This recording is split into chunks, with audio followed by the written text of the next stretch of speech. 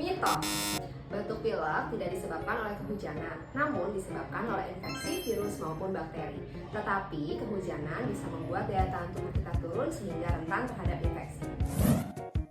Mitos, batuk pilek tidak selalu harus minum antibiotik. Jika penyebabnya virus, maka antibiotik tidak diperlukan. Fakta, batuk pilek yang disebabkan oleh virus bersifat self-limiting disease atau akan sembuh sendiri dalam waktu 7-14 hari tanpa obat. Namun, pemberian obat dapat meringankan apa yang pasien keluhkan. Mitos, jadi batuk pilek tidak diperparah oleh es, namun air es atau air dingin dapat membuat tenggorokan lebih sensitif sehingga penderita akan lebih sering batuk.